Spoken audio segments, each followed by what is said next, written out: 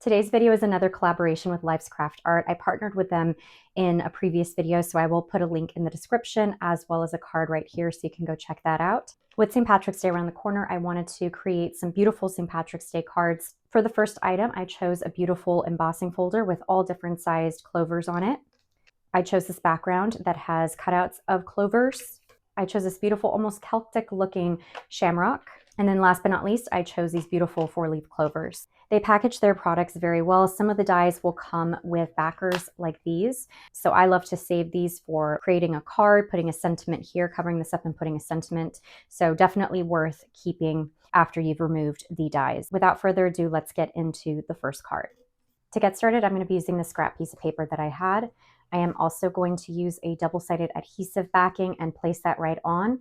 So after you have your double-sided adhesive placed down, I'm going to take these remnant colored pieces of paper and then go down in rainbow order. So starting off with the lightest here and then go straight down.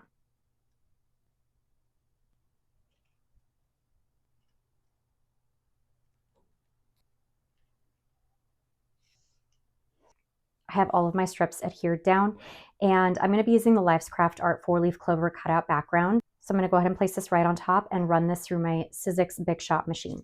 So when you're die cutting, I like to use mint tape from scrapbook.com. I love this tape because it's tacky enough to keep your paper from moving, but it's also low tack so that it doesn't tear your paper when you do remove it. So this is what our background does look like. I always recommend saving these little bits and pieces that do come out because it makes for really great confetti. Next, we're going to be using this die, and for the paper that we're going to use to cut it out, I'm using this really beautiful citron green color from the scrapbook.com floral cardstock set.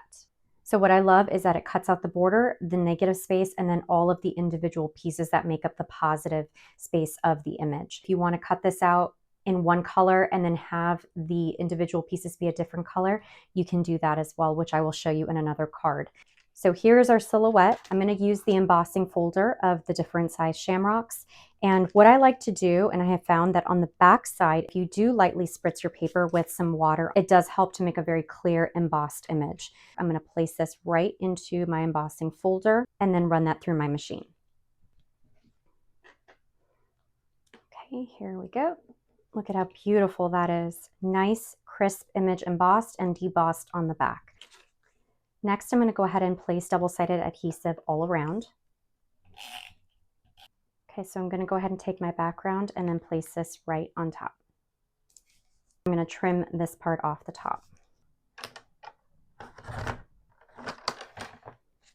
So I do want to make this into a shaker card. So to do that, I'm using some acetate. I got this from scrapbook.com, and I'm going to just apply that to the back using some double-sided adhesive. I've gone ahead and added the acetate on the back, and now I'm just going to add some foam tape to the perimeter of the card. And for the foam tape, I'm just using the scrapbook.com 1/4 inch 2mm foam tape. For the sprinkles, I'm going to be using Creatology stars in these beautiful pastel colors and then Recollections confetti sprinkles. So normally I would put the sprinkles in here, but because this is a little bit smaller, I'm going to be placing it on my sheet here. So I'm just going to place this right in the middle and then add a few bits and pieces of the stars.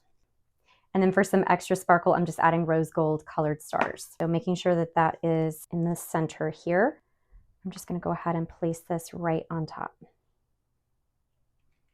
and then press that down. The very last thing that we're going to add is the border from the die set just to finish off the card. All right, so here is card number 1. Let's move on to card idea number 2. For card idea number 2, we are going to be using the 4-leaf clover background die. The paper I'm going to be using to cut out the background is this rainbow watercolor that I did a couple years back. So I thought it was perfect to cut this out using this die. And all of these little die cut hearts I do end up saving because it makes for really great confetti. So here is our beautiful watercolor dyed background. So for the background, I'm going to be using this really beautiful gold holographic paper from the scrapbook.com holographic mirror paper set. And this just has beautiful iridescent stars on here. So I just thought that would be really perfect. Rainbow pot of gold was the idea I was going for. So the die is a little bit smaller than an A2 size card. So I am going to just trim my card base down a little bit just so that it lines up with the die. I've gone ahead and I've cut down my card base to match the size of my die, and the same thing for the background paper. Okay, so there is our base, and then now I'm just going to take some glue and adhere this right on top. And here is card idea number 2. I absolutely love the pairing of the holographic with this subdued watercolor paper. And it goes to show you that you could take two things that may be in your stash and put them together, and now you have this beautiful result. Let's dive into card idea number 3. Similar to card idea number 1, I have gone ahead and I've cut the silhouette of the shamrock using the Celtic die. I then spritzed the back of my paper lightly with water, placed this in my embossing folder, ran it through. And then I went back with the Celtic die using 2 different colored green papers and cut out the border and the inner part. I think I'm going to use this particular die. I'm going to go ahead and cut this out so I have the silhouette as well. So I'm going to run this through my die cutting machine, just like that. And then as always, I just like to keep all of the little pieces because you can reuse those. Okay, so I'm going to go ahead and set this aside for the time being. I'm going to take my A2 card and adhere my background to that. It's this really pretty rainbow paper. I'm going to adhere that down with double-sided adhesive. We're just going to adhere this right down. So again, I'm just going to use some double-sided adhesive, center that as much as possible. Now I'm going to go in with this citron border color and apply that right to the inside. And then I'm going to now glue this piece right into the center.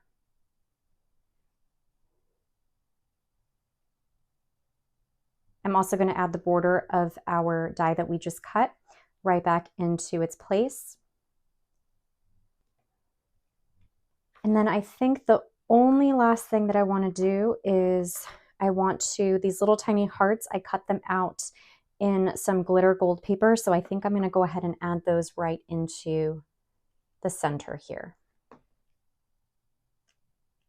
All right, so that is it for card number 3. Very simple, very easy. So now I'm just going to show you all the cards that were made, including some extras that I did off camera to continue with the inspiration. So let's jump into all the cards. So with these 4 products, I went ahead and created the 3 cards on camera. We created this one, this beautiful one, and then this one. And I ended up adding some really pretty gold splatters of paint all around it just to tie in the gold element of St. Patrick's Day. And then off camera, I created these 4. So this one I think is my favorite out of the bunch. It's just very St. Patrick's Day themed. I absolutely love it. And then these 2, I had a lucky die. So I ended up using that and creating more of a rainbow themed card. And all of the confetti in here is from all of the remnants of the hearts that were cut out from those clovers. So this ended up in here. And so I love that because you're reusing what you have. You don't throw this away because look at how pretty that is. So I just threw that right back in here, added some sequins and called it a day. So this one's really nice. Also makes me very happy. This one has a lot of rainbow sprinkles in there, gold. This one reminds me of a pot of gold at the end of the rainbow. And then I created this one as well. So, and again, all of the little hearts I just recycled and placed right back on the card along with some gold splatters. So those are all of the cards. And then additionally, if you do have any leftover pieces from when you're die cutting and you don't really know what to do with it, I took a piece of watercolor paper that I had, put some watercolor on it, and then I literally just placed all of my little remnants all over it. So ones that I knew that I wasn't going to be using for the cards or I cut out too much, I am not throwing that out. And look at how pretty that is. It's just another piece of artwork that now you can maybe use in your junk journal or use as a backdrop for photos. Nothing goes to waste, and that's what I really love. I always like to inspire you guys to always look at things that were potentially going to go in the trash as opportunities to reinsert into your projects. So with that being said, I hope you enjoyed this video, and to Life's Craft Art, thank you again for the collaboration opportunity. I look forward to spring and Easter. We do have a couple more collabs coming your way, so I am very excited about that. If you liked any of the products I used in this video, they were very kind to offer a 25% discount off of any of the items that I used in today's video. So you can check that out. I will have the link in the description down below, and that will take you directly to my page with them and have all of these linked. I hope you liked this video. If you did, please go ahead and give it a thumbs up. Don't forget to share, comment, and subscribe. It really does help my channel grow and pushes me out into the YouTube algorithm. I hope you all have a wonderful day. Happy St. Patrick's Day coming, and I will see you all in my next video. Take care. Bye.